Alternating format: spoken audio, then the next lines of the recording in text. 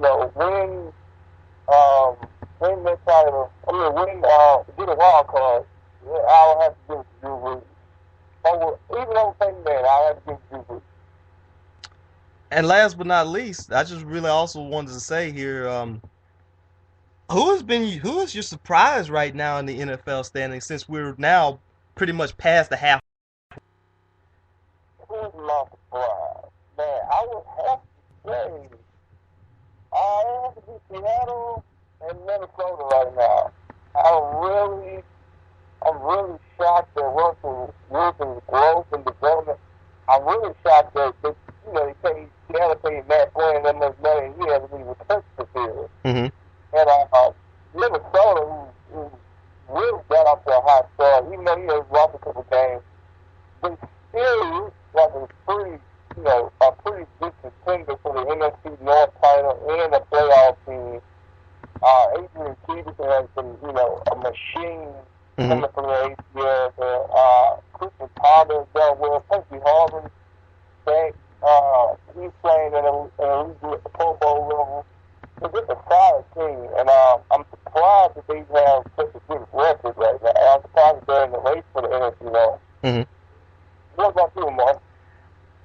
I'd have to say I'm really impressed with how Seattle's been playing so far this season. I think they're one of the few teams that are perfect at home, and you can't. It just seems like you can't beat them at home. I mean, especially with that crowd, that home field advantage, it gives them that.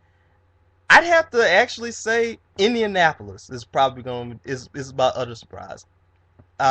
They've really played inspired football lately, and especially with Chuck Pagano being out, and his emotional speech last week was just something that was amazing here. 6-3 right now. If the season were to end today, they'd actually play against your Broncos, and I mean, man, that would actually be a very good game to see the future of the Colts against the past of the Colts. And that would be a very live too. Yes, and most definitely. I mean, and it really looks like here they caught so much heat for getting rid of Peyton Manning for some people, but Andrew Luck has got them to a 6-3 record. The Broncos are 6-3. It's kind of worked out for both sides now, wouldn't you say? You always go with the future. Mm-hmm. Always. You always do it. And in sports, you have to do that. Mm-hmm. And I applaud Jim Irsay for doing that, making that decision. That most GMs and presidents are scared to do it. You have to do it, even if it hurts you short term. You have to do it for the future. I was more of a fan of Robert Griffin III, but I didn't sleep on Luck. I think a lot of people dismissed Luck after that bad first week to RG3's good week. Mm-hmm. I remember Jamil Hill comparing the Colts picking Luck over RG3 the same way the Portland Trailblazers picked Oden over Durant. And that was just too premature. It was the first week of the season. There's 16 games. You just can't make comments like that so soon. And now we're seeing how Luck has rallied this team. He's leading us. That game against Green Bay this year, when he came from behind and won, was so pivotal to not only his career, but this team's future. You beat a team that was almost undefeated last year. You beat an elite team, and after last season, when you almost went winless, you just have to have moments like that to, build confidence apart. And like you said, he's definitely stepped up, and he's really, like you said, the cultural surprise is because no one has him being 6-3 right now. Another surprise would be the Miami Dolphins. Mm-hmm. I didn't expect the Dolphins to have this many wins so soon. I thought the Dolphins would probably be one of the teams, maybe have 1 or 2 wins right now, looking like the number 1 pick for the draft. But right now, they still, mathematically, they're still in the playoff race. They're probably not going to make the playoffs. But definitely having one of those teams that they can build upon. Ryan Tannehill looks like a first rounder. They have a future. Mm-hmm. They have a solid head coach. Top 6 Dolphins doing the unthinkable. I had to give them props as well. I mean, aside from that game that they played against the Tennessee Titans actually yesterday, where they got like blown out in, they've really have played good defense, and I I'm really impressed by that. I think they have a decent future. Ryan Tannehill's actually, uh, he's performing a little bit like the rookie. Of course, he's not performing like Luck or RG3, but but the good thing is at least he's trying to win some games, and that's always good in the league too. But what I've really have been impressed has been so far that ever since Reggie Bush has been on that team, been with the Dolphins, it seems like his skills as a running back have really improved. Wouldn't you say? Oh yeah, I agree. I agree wholeheartedly. He's becoming every down back now. Something that we didn't think we would see in New Orleans. I think you could attribute that to him getting so many carries because of New Orleans, the pass first offense. Miami, they really don't have any number one receivers or Cunningham or a rookie, so he's going to get a lot of carries. And, he's improved, with his right between tackles. He's doing good. His ball has improved. He lost basically back to his UFC size, which helps his speed. So, yeah, he's definitely improved as a running back. I know we were watching Hard Knocks this season. He said his goal to be the leading rusher in the NFL. It's probably not going to happen, but he's definitely improved as a running back. He's improved as a leader on this team, too. So it's been great to watch Ricky grow up. Just hope he continues to growth and improvement, and maybe he can get them to the playoffs next year. We'll see. Most definitely. So we're going to take another break right now, and then when we come back, we're going to talk a little bit about the college side, college football and the kickoff of college basketball. Gafford and Brown Show. We'll be right back.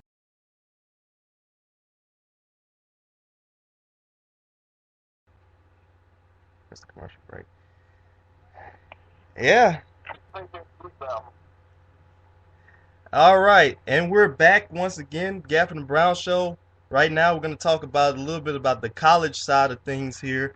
We're going to kick off college basketball with 24 Hours of Hoops on ESPN tonight. That's always one thing that I always really want to try to see, huh? And how about you, Rob? Oh yeah, I'm a Duke fan. He's a Duke fan. And I'm excited for this season. I'm excited to see how they look, how Steph Curry's going to look. I'm excited to see how Louisville's going to look. A lot of people have them going to the Final Four with their returning class. Indiana's ranked high. A lot of people have them on that list. Never to count up for a lot of their student classes. This is going to be a good season. I'm excited about it. And I have the same excitement too. I mean, I think that it's gonna be a pretty good year. You're gonna see almost everything that you're pretty much going to see. Some of the teams getting ready to perform well, all of that different type of stuff. Like we said, Indiana's number 1, Louisville's number 2, Kentucky's number 3, Ohio State's number 4, Michigan's number 5. It's going to be a very good season, I have a feeling. I don't know if I really want to pick who's going to win the championship this year. Which are you going to commit to, like, who's going to win the championship this year right now, or is it kind of a little bit too early? I'm going to take a wait and see approach right now. Yeah. No. But we do have some. I was about to say. Wait and see approach. Wait till maybe we get to January, and we can see a little bit. Right now, I'm just watching right now. Right, most definitely. Most definitely, and I feel like that's kind of what everybody else is probably is probably going to do as well, because we do have, I mean, and this is always the good thing about this part of college basketball, because college basketball always seems to give you the marquee matchups for some of these non-conference games. I mean, you always, and you actually, I mean, it doesn't, I'm not saying college football doesn't do it to an extent, but it seems like college basketball will always give you those type of matchups. I mean, I'm looking at it. I'm looking at tomorrow. You got Duke and Kentucky, Michigan State and Kansas. I mean, those are some marquee games right there. So I agree with you on that wait and see approach right there. Let's talk about though the college football part as well. And Alabama, amazingly here, lost to Texas A&M. Your thoughts about that game? Oh man, it was a heartbreaker for Alabama, but Nick Saban is one of the best guys in sports at turning, the negatives into positive. So I have a feeling that one will be bad. They're in an SEC title game, and if they beat Georgia, I think that they're going to get an automatic bid at the BCS title. Mm-hmm. So it's not over for Alabama. Notre Dame still has to be USC. Oregon has 2 games left. Kansas State has 2 games left. We have a lot more time to see what's going to happen. So I just got to put your head straight right too. That program has done a lot this year. Johnny Manziel's, I think he's the Heisman winner right now. If I had my vote for the Heisman, he would get it. Granted, his team probably isn't going to a high stakes bowl game or anything, but he definitely earned my vote just from the way he kept his team in games. I mean, I've been watching him all year, Mm-hmm. In the regular. I watched him play Florida early in the year. It was 21-17 at halftime. They almost won that game. Watched him play LSU. Almost beat LSU. I watched him live against Louisiana Tech. Even though that game was very close, Manziel pulled them away and won that one for him. Mm-hmm. I mean, the kid is just amazing. I think he should be the Heisman winner this year. Honestly, Lamar, who else do you see winning the Heisman, probably other than Notre Dame's linebacker? I just can't see anybody else that's done anything just noteworthy. I honestly could not see anybody else other than those two either. I mean, Manti Te'o he's done a very nice job for Notre Dame and helped out that defense, and it's really been that defense that's gotten them to a very good spot. I'd like to throw out the name Colin Klein. Now it depends on if Colin Klein is still hurt or not.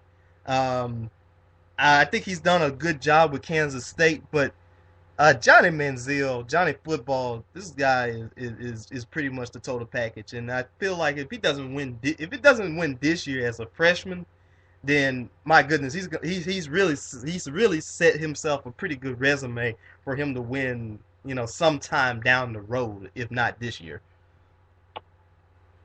Yeah. So we're going to see, man. It's been an exciting college football season. Man, as we all know, somebody's going to get screwed Mm-hmm. come the final rankings. So right now, give me your national BCS title game, just off what we know now.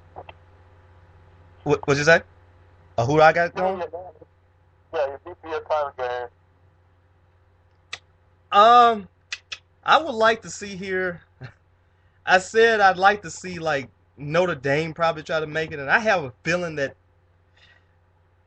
if everybody's still gonna stay undefeated, I probably would not even be surprised to see if there might be a little bit of politics going on in there here to see probably Notre Dame actually get into that spot, because of course Notre Dame's the big draw and all that, and they're gonna try to get them in no matter what and everything.